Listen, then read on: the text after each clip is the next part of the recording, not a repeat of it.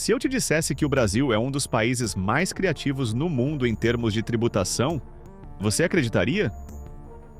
Grandes empresas encontraram uma forma de navegar por esse verdadeiro labirinto fiscal, aproveitando lacunas nas leis para pagar menos impostos de maneira totalmente legal. Esse é o malabarismo tributário brasileiro. Você está no canal Visão 360. E hoje vou te mostrar como as grandes empresas fazem verdadeiros malabarismos fiscais para reduzir os custos dos seus produtos. Vou te mostrar um exemplo simples e conhecido de todos. O bombom sonho de valsa. Desde 1938, ele está nas prateleiras dos mercados, mas recentemente passou por uma transformação curiosa. Em vez de ser classificado como bombom, ele agora é considerado wafer. Mas por quê? Para pagar menos impostos, é claro. Graças a essa mudança, a Mondelez, empresa proprietária da Lacta, conseguiu reduzir a alíquota do produto, que antes pagava 5% de IPI, e agora é zero, já que o wafer é isento.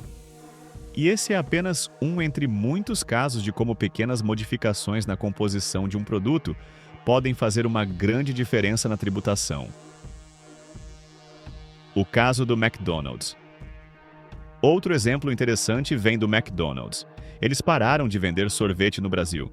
Agora, o recheio nas casquinhas é classificado como bebida láctea.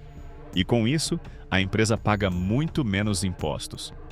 Enquanto o sorvete era tributado em 38,97%, a bebida láctea paga apenas 11,78%. Essas mudanças, que podem parecer detalhes insignificantes para o consumidor, são parte de um esforço estratégico das empresas para diminuir suas despesas fiscais, tudo dentro da legalidade do nosso sistema tributário. O papel do CARF. Essas disputas sobre a classificação de produtos chegam ao CARF, Conselho de Administração de Recursos Fiscais, o órgão que decide o que é ou não é tributável. E acredite, esses casos não param de crescer. Atualmente, estima-se que cerca de 5,4 trilhões de reais em impostos estão sendo contestados, o que representa 75% do PIB do país.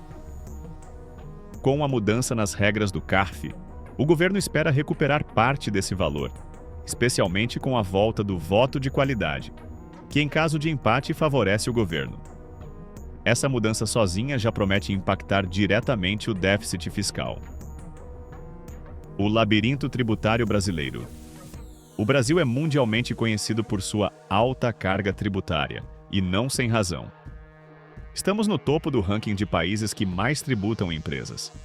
Em 2021, a arrecadação com impostos sobre o consumo atingiu 1,29 trilhão de reais, e esse valor só cresce a cada ano. Segundo o Banco Mundial, uma empresa no Brasil gasta em média 1.500 horas por ano apenas para preparar, declarar e pagar seus impostos. Isso sem contar o custo adicional de ter que lidar com um sistema complexo, onde um único produto pode ter até 30% de variação na tributação, dependendo de como é classificado. O caso das girafas. E não pense que essa confusão se restringe a produtos do dia a dia. Em 2007, 3 girafas importadas dos Estados Unidos para um zoológico em Santa Catarina foram cobradas com impostos de COFINS e PIS. Mesmo sendo parte de um acordo de troca entre zoológicos sem transação financeira envolvida, o governo brasileiro classificou as girafas como bens, exigindo o pagamento de $253 mil em impostos. A empresa responsável recorreu ao CARF e ao STF, mas todas as instâncias mantiveram a cobrança. Este é um dos muitos exemplos de como o sistema tributário brasileiro pode ser, no mínimo, peculiar, para não dizer ridículo. A guerra fiscal entre estados. Outro fenômeno que complica ainda mais o cenário tributário no Brasil é a chamada guerra fiscal. Desde 1988, os estados têm autonomia para definir suas próprias alíquotas de ICMS. A ideia original era incentivar a competitividade entre estados e atrair empresas para regiões menos desenvolvidas. No entanto, o que deveria ser uma solução acabou criando ainda mais problemas. Empresas passaram a produzir seus produtos em diferentes estados apenas para aproveitar as alíquotas mais baixas. Esse vai e vem de mercadorias aumentou os custos de logística, transporte e administração. Mas as empresas ainda preferem essa solução, pois a economia nos impostos compensa. O caso das multinacionais e o Double Irish Dutch Sandwich. E se você acha que esse tipo de manobra é exclusivo do Brasil, pense novamente. No cenário internacional, gigantes como Google, Apple e Facebook utilizam uma técnica conhecida como Double Irish Dutch Sandwich para reduzir suas obrigações fiscais. Esse esquema envolve a criação de uma holding irlandesa que detém os direitos de propriedade intelectual. Ela licencia esses direitos para uma subsidiária holandesa, que vende os produtos em países com altas tributações. O lucro, por sua vez, é repassado para outra subsidiária irlandesa, onde os impostos são muito mais baixos. O resultado? Milhões de dólares economizados legalmente. Quem paga a conta? No fim das contas, esse malabarismo tributário afeta diretamente o consumidor comum, que acaba pagando mais pelos produtos.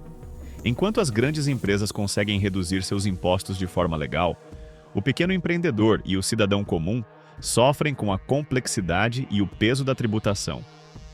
A pergunta que fica é: será que algum dia veremos um sistema tributário mais simples e justo? E você, o que acha? Deixe sua opinião nos comentários e compartilhe este vídeo para que mais pessoas entendam como funciona o malabarismo tributário no Brasil. E se você está buscando maneiras de transformar sua carreira e aumentar sua renda, não deixe de conferir os links na descrição. Eu selecionei cursos que vão desde estratégias para gerar uma renda extra até programas completos para aprender novos idiomas. Habilidades que realmente fazem a diferença no mercado de trabalho. Então, não perca essa oportunidade de investir em você e dar o próximo passo para construir o futuro que deseja. Obrigado por acompanhar o vídeo até aqui. Espero que tenha gostado.